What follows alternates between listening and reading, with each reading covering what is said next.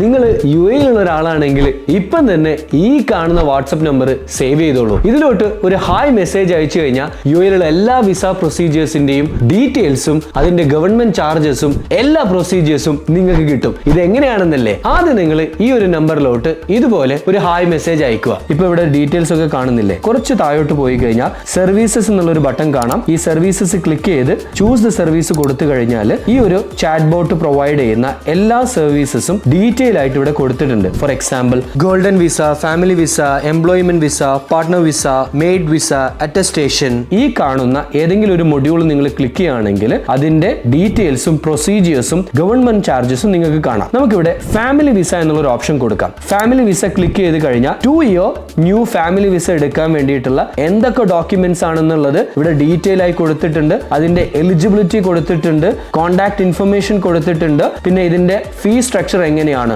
Sponsor file open ചെയ്യാനുള്ള charge എത്രയാണ്, entry permit എത്രയാണ്, ചെയിൻ സ്റ്റാറ്റസ് എത്രയാണ്, ഇങ്ങനെ നിങ്ങൾക്ക് എല്ലാം നല്ല ഡീറ്റെയിൽ ആയിട്ട് കാണാം. ഇനി ഈ കൊടുത്ത സർവീസസിന് നിങ്ങൾക്ക് ഒരു സപ്പോർട്ട് വേണമെങ്കിൽ ഈ കാണുന്ന താഴെയുള്ള ഒരു എക്സ്പേർട്ട് ബട്ടൺ ക്ലിക്ക് ചെയ്ത് കഴിഞ്ഞാൽ ഒരു എക്സ്പേർട്ടിനോട് നിങ്ങൾക്ക് ഡീറ്റെയിൽ ആയിട്ട് സംസാരിച്ച് നിങ്ങളുടെ എന്താണോ വിസ പ്രൊസീജിയേഴ്സ് അത് നിങ്ങൾക്ക് കംപ്ലീറ്റ് ചെയ്യാം. സോ ഇനി ഒന്നും നോക്കേണ്ട, പെട്ടെന്ന് തന്നെ ഈ കാണുന്ന നമ്പർ സേവ് ചെയ്തോളൂ. ഏത് സമയത്താണ് ഇങ്ങനെയുള്ള നമ്പർ നമുക്ക് യൂസ്ഫുൾ ആവുക എന്നുള്ളത് നമുക്കറിയില്ലല്ലോ.